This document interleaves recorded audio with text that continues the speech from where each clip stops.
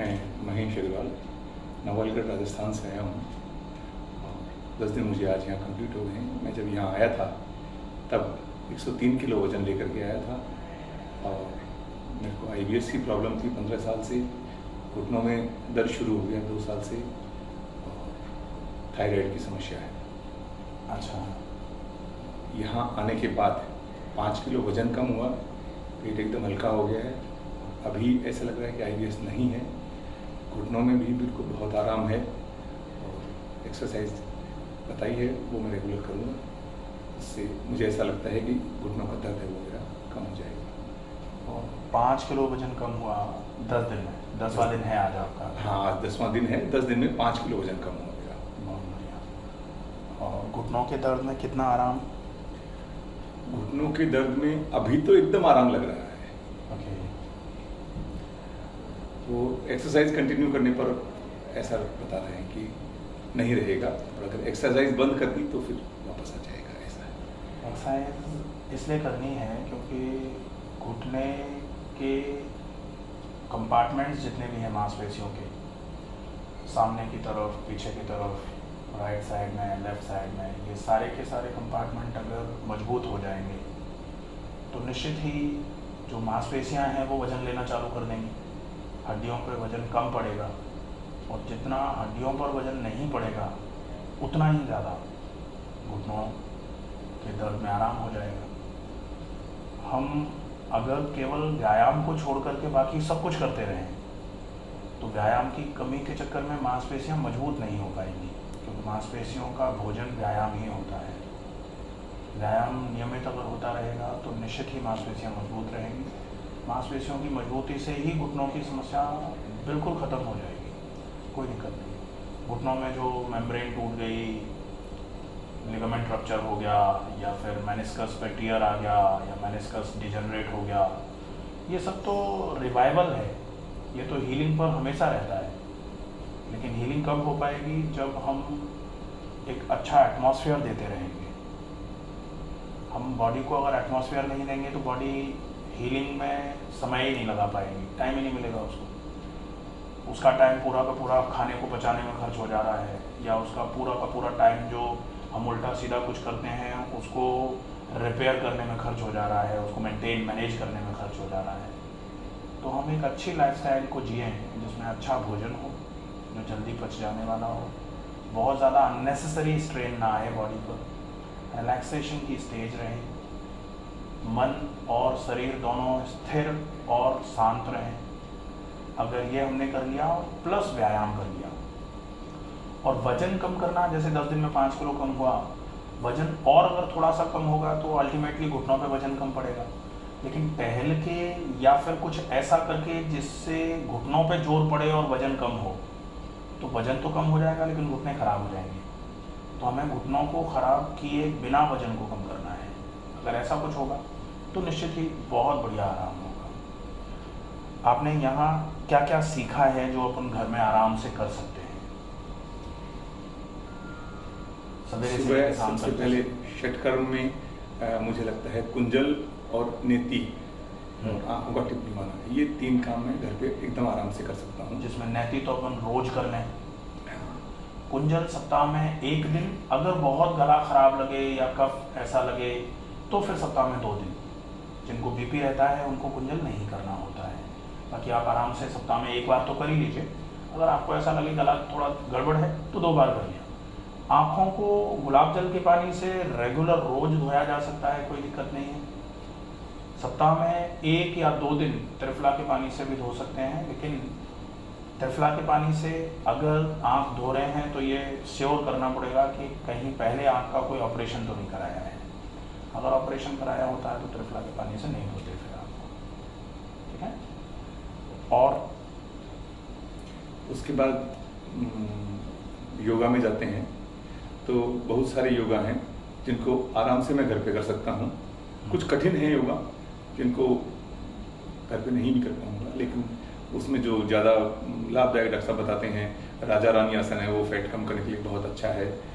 और संधि संचालन क्रियाएँ हैं वो रोज़मर्रा के जीवन में बहुत फायदेमंद रहेंगी। और कमर के आसन है वो सारे उससे सीधे लेट के करने वाले जितने भी व्यायाम हैं, घुटनों में दर्द को फोकस पॉइंट रख रहे हैं अपन, क्योंकि घुटनों में दर्द आया है, वेट ज़्यादा है तो बढ़ेगा भी, दर्द बढ़ जाएगा। तो हमें कुछ ऐसा करना है कि वजन तो कम हो लेकिन घुटने पे जोर ना पड़े। तो हम सीधे लेट के जो कुछ भी करते हैं जिसमें पैर को ज़्यादा मोड़ा नहीं जाता है घुटने से, पैर को उठाना, पैर को घुमाना, उल्टा घुमाना, ऐसे साइकिल चलाना, उल्टी साइकिल चलाना, सीजरिंग करना, ये सारे मूवमेंट्स वजन को कम करेंगे लेकिन घुटने पे बिल्कुल भी जोर नहीं डालेंगे। तो ये बढ़िया है, ये सारा कर लीजिए। जो सीधे लेट के मरकटासन, जिसको राजा रानी आसन भी बोलते हैं, सीधे लेटे घुटने इधर गर्दन इधर, फिर घुटने इधर गर्दन इधर, ये हम रेगुलर कर सकते हैं। इससे पेट कम होगा, कमर मजबूत होगी, गर्दन मजबूत होगी, फेफड़े मजबूत होंगे। तो ये सारे के सारे रीढ़ की मसल्स को मजबूत करके पेट के घेराव को, पेट का घेरा जो है उसको कम करेगा। बहुत बढ़िया, अच्छा आसन है और इसमें भी घुटनों पर कतई जोर नहीं आ रहा। फिर प्राणायाम कर लिया, तो व्यायाम में आप इतना आराम से घर में कर सकते हैं। खाने पीने में सिंपल सा रूटीन फॉलो करना है, बहुत ज़्यादा भाई अपन जैसे IBS का भी ध्यान रखें और वजन का भी ध्यान रखें। IBS में केवल इतना ध्यान रखना होता है कि आपको जो पचे केवल वो खाना है। हम ट्राई भी नहीं कर सकते कि देख लेते हैं ये पचेगा कि नहीं पचेगा, नहीं। जब तक पाचन तंत्र मजबूत ना हो जाए तब तक हमें कुछ भी अपचकारक भोजन नहीं खाना है।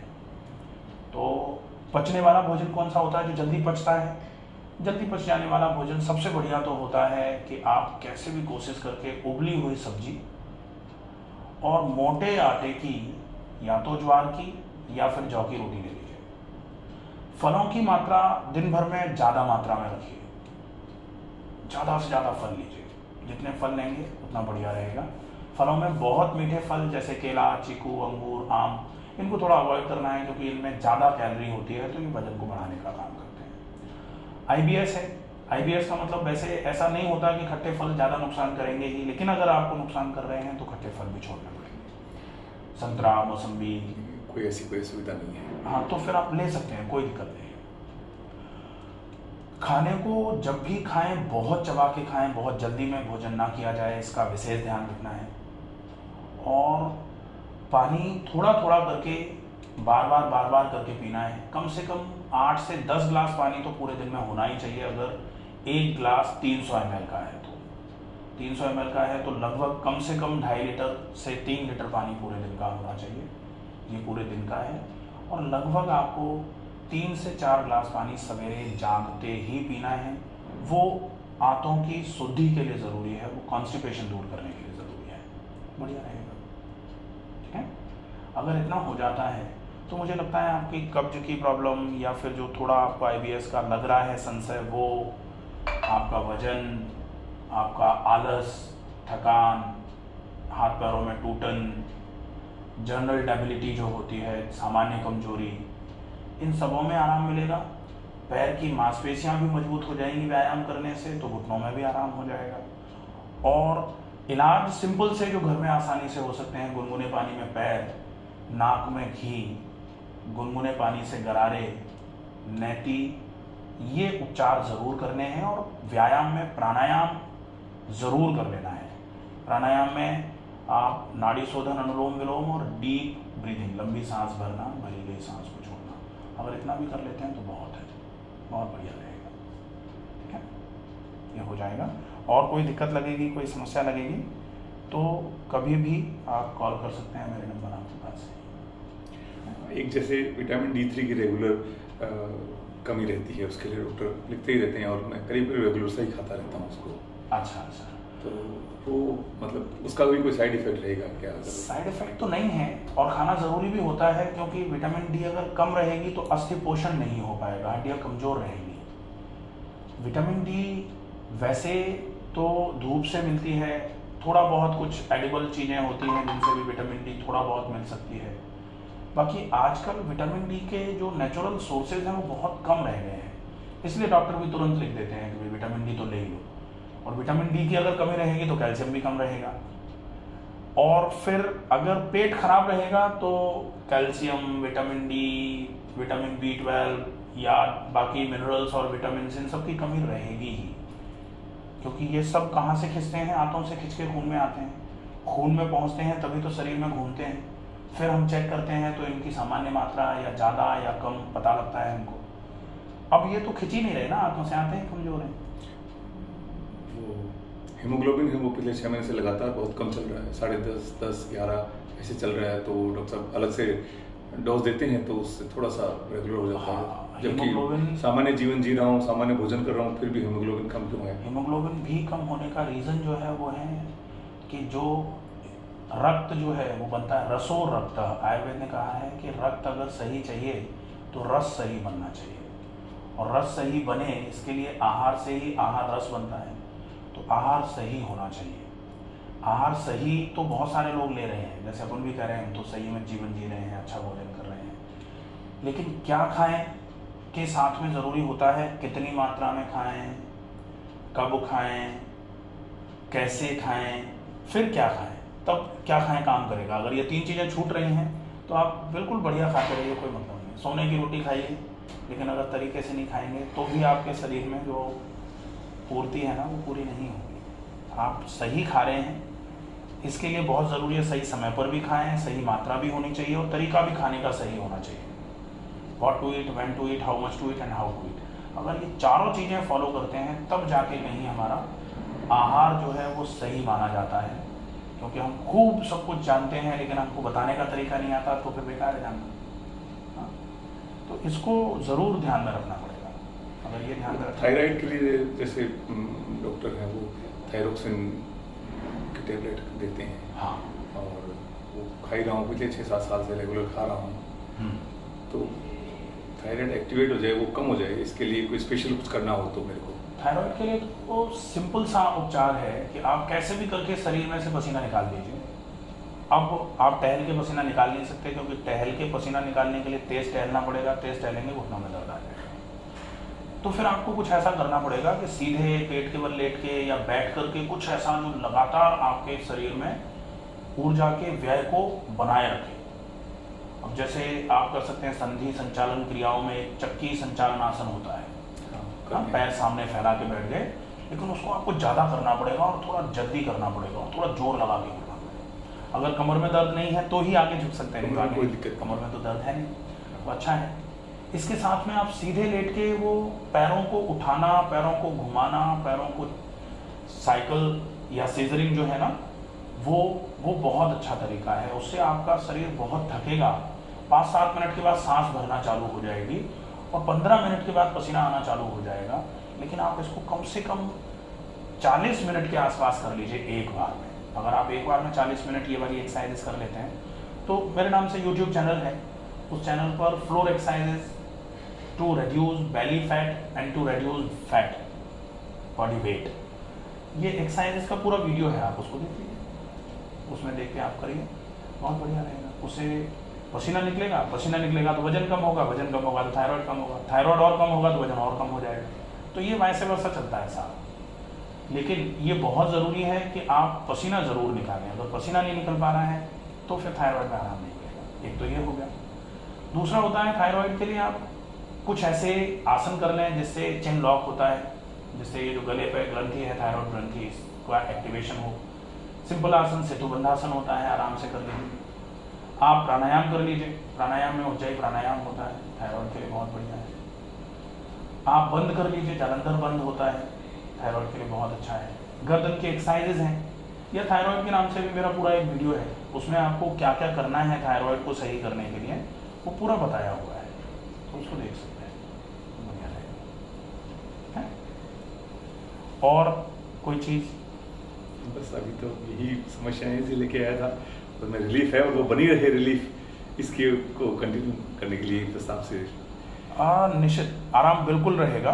केवल आराम तब छूटता है जब जो हमने किया है जिसकी वजह से आराम आया है, अगर वो चीज़ छूटेगी, जैसे गोली खाते हैं तो गोली खाने से आराम रहता है, गोली छोड़ते हैं तो आराम खत्म हो जाता है। लेकिन गोली हम लगातार खाते हैं तो गोली का अपना नुकसान भी होता है, दवाई का अपना नुकसान होता है। यहाँ व्यायाम का अपना कोई नुकसान नहीं है। व्यायाम आप जितना करेंगे आगे चल के व्यायाम आपको हमेशा संरक्षण देने का ही काम करेगा, कभी नुकसान नहीं करेगा व्यायाम। आप अच्छा खाना खाएंगे तो ऐसा नहीं होता कि अच्छा खाना आज खा रहे हैं तो रोग को सही कर रहा है, 3 महीने तक अच्छा खाना खाएंगे तो फिर आपका त्वचा खराब हो जाएगी, कि आपकी आंखें खराब हो जाएंगी, कि आपकी याददाश्त कमजोर हो जाएगी। ऐसा नहीं होगा। भोजन अच्छा करेंगे तो 3 महीने के बाद वो और अच्छा काम करना चालू करेगा। तो ये वो चीज़ें हैं जो आप रेगुलर अच्छे तरीके से फॉलो करेंगे, आपको कभी कोई समस्या आएगी ही नहीं, और भविष्य में शरीर स्वस्थ और बढ़िया स्वस्थ और बिल्कुल बेहतर होता चला जाएगा। बढ़िया रहेगा। कॉन्स्टिपेशन के लिए अगर वो त्रिफला मैं रात को लूँ तो? रात को नहीं, त्रिफला अगर लेते हैं तो सवेरे लीजिए। तो सवेरे वाला तो कल दूसरे दिन तो कैसे काम करेगा कॉन्स्टिपेशन में? नहीं, कॉन्स्टिपेशन आज नहीं, जैसे आज अपन ने एक बार मोशन चले गए, त्रिफला ले लिया, मोशन जग गए, मोशन आया या नहीं आया उससे कोई लेना देना नहीं है। आपने मोशन से आने के बाद हाथ मुंह धोया, मंजन किया, 1 चम्मच त्रिफला 1 गिलास पानी में घोल करके ले लिया। अब आप आधे घंटे तक कुछ खाएंगे पिएंगे नहीं, और आधे घंटे के बाद आप 1 गिलास 1.5 गिलास पानी पी लेंगे, तो वो जो त्रिफला काम करेगा वो साथ ही साथ मल को निकालने का काम करेगा, वो आंत्र अशुद्धि नहीं कर पाएगा। रात को त्रिफला लेने का मतलब होता है कि रात भर त्रिफला आंतों में ऐसे करके घूमेगा, आंतों के मल को तोड़ेगा, और फिर अगर कुछ भी थोड़ा एब्जॉर्ब हुआ तो वो टूटा हुआ सारा का सारा खींच करके खून में आ जाता है। तो अगर आंतें मल से युक्त रहेंगी ज़्यादा समय तक, और मल ढीला होकर के टूट करके छूट करके आंतों के ल्यूमन में रहेगा तो खिंच के खून में भी जाएगा, रक्त अशुद्धि होगी, बेकार में शरीर में गड़बड़ी आती है। इसलिए पेट की सफाई करने वाली कोई भी चीज़ जो है ना, वो आपने अभी ली है, 3 घंटे के अंदर वो पेट साफ करवा दे, उस हिसाब से लेना चाहिए। आप दोपहर में ले लीजिए, चल जाएगा, लेकिन सवेरे का सबसे बढ़िया होता है। खाली पेट आप ले लीजिए, आंतें बिल्कुल, जिस समय आंतों में या तो पेट साफ हो गया है तो आंतें खाली हैं, तो जो चिपका हुआ मल, जो गंदगी रहेगी उसको छुटा लेगा, और अगर आंतों में कुछ पड़ा हुआ है, निकल नहीं पाया, पेट साफ नहीं हुआ, आप जाके आ गए, पेट साफ नहीं हुआ, मंजन करने के बाद लेंगे, तो फिर वो पूरे के पूरे ल्यूमन को साफ करने का काम करेगा, बढ़िया रहेगा। ठीक है, तो कब्ज के लिए त्रिफला सवेरे, और कब्ज के लिए मोटे आटे की रोटी, खाने को बहुत चबा के खाना, ओरल हाइड्रेशन थोड़ा बढ़ा लीजिए, क्योंकि पानी की कमी भी कब्ज कराने का कारण करती है। Constipation by doctor Ramakant Sharma, ये एक वीडियो है पूरा, जो कब्ज को पूरे तरीके से आप समझेंगे कि कब्ज बेसिकली क्या है, क्या इलाज है कब्ज का, और किस तरीके से आप घर में ही रहते हुए पुरानी से पुरानी कब्ज को सही कर सकते हैं।